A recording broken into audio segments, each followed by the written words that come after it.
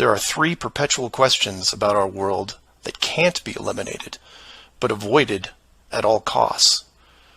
These are the questions you should ask yourself and others if this protective layer is going to be lifted. I'd like to preface this with a thank you to Max Malone, a conspiracy hardcore who has a knack for boiling down debates to a single paragraph whenever possible. It was he who said, after over 50 years and thousands of hours of space travel footage, both by NASA and other countries, there is no exterior shot where the astronaut completes the simple act of panning the camera 180 degrees, let alone a full 360-degree sweep. This has never happened on any moon mission, exterior space station, nothing, ever. Statistics will tell you that this would have already happened by accident years ago, but it hasn't, and it won't. This is because of the rule they cannot break, the same rule that applies to television set shows that never show the fourth wall. Why? Because there is no fourth wall. Number 2. When you search online for pictures of the Earth from space, 95% of what you will see is a collection of artificial composite shots. In 2000, when I did this search, there was exactly one picture by NASA showing the bottom part of Africa and Antarctica. Now that picture is hidden within hundreds of simulated images. There are HD cameras everywhere, and no one is taking a shot of the Earth, because you can't get enough altitude to do it.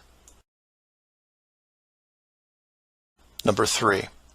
The commercial air travel routes for the southern hemisphere are wrong.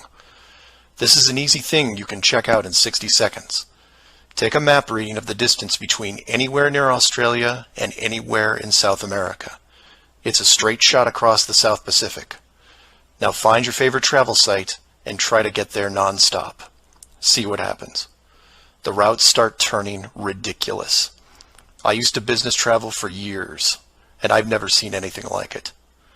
It's the one thing in the general public world they can't hide, the actual distance between these two places. On a round world, the flight is easy, just a straight shot across an ocean. But on a flat world, it becomes the greatest distance between 2 points. There are no shortcuts, so they distract you with multiple connections and layovers. It's only blind luck that the United States was in the northern hemisphere.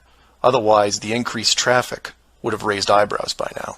And hundreds of years went by, with science promoting all the aspects of the globe, and the religions promoting their beliefs upon this globe. The world kept spinning, so to speak, and everyone was happy. Then in the early part of the 1900s, you get this pesky explorer named Richard Byrd. He has family money, all the right connections, and secures basically unlimited funding and the government green light to probe every piece of unseen territory there is. It was inevitable, I guess. A young man who has an unquenchable desire to see all that there is to see, and then granting him the tools needed to accomplish this goal. He pulls a Truman and gets lucky, crossing the vast salt ocean, avoiding the icebergs, arriving at the frozen coastline, and he keeps going. He was never going to stop. One day, after crossing hundreds of miles of high-altitude ice and snow, Admiral Byrd sees it, a barrier. And to him, it's just a barrier, not the barrier. He is but a tiny speck in front of it. It stretches out on both sides as far as he can see, and straight up so far that he can't discover the beginning of the arc. The great explorer now has a new challenge, finding the shape of this thing.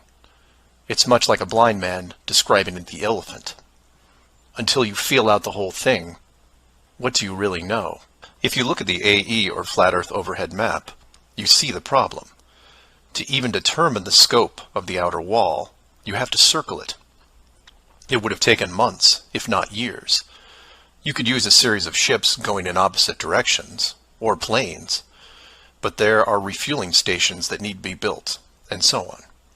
His task was challenging to say the least. Admiral Byrd kept laying the groundwork of the great discovery until his eventual death in 1957.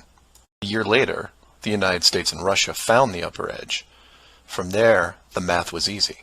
And moreover, you could actually see the real world.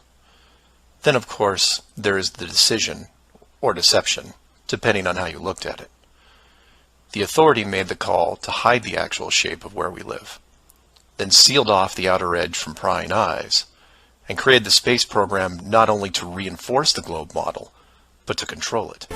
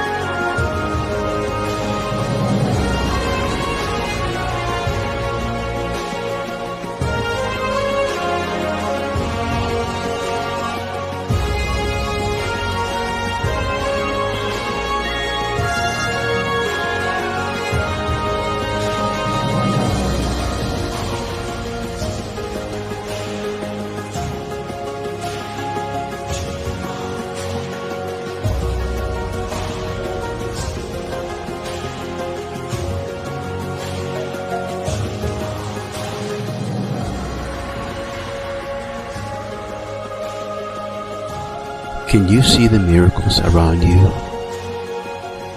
Everything was created for our benefit.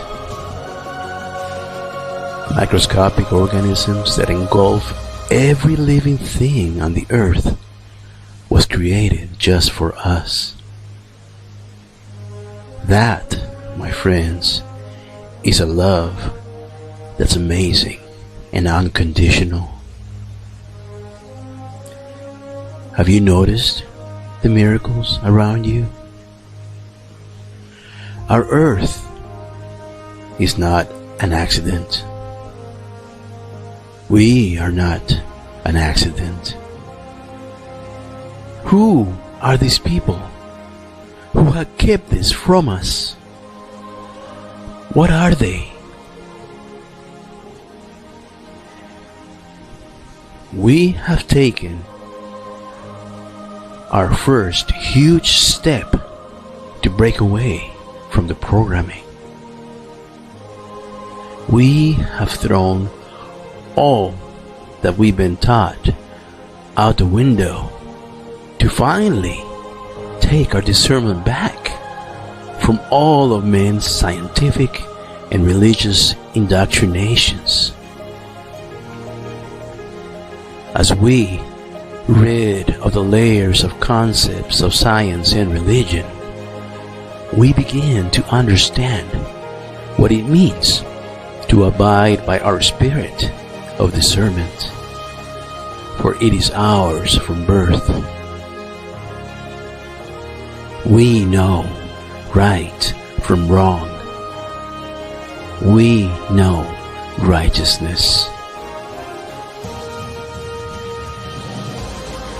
We are beginning to peel layer after layer of worthless concepts of science and religion that have kept us blinded from the truth, to finally see glimmers of light. We are taking our blindfolds off and coming out of the darkness. A new era has begun because everything we knew is obsolete. We are taking our first steps, and we will no longer rely on the deceivers, because we will discern the truth from now on. Can you see the miracles? Do you realize what this means? We are unique. We are family. We are humanity. And we are coming together We will no longer be divided because we know what divides us: science and religion. The age of deception is over.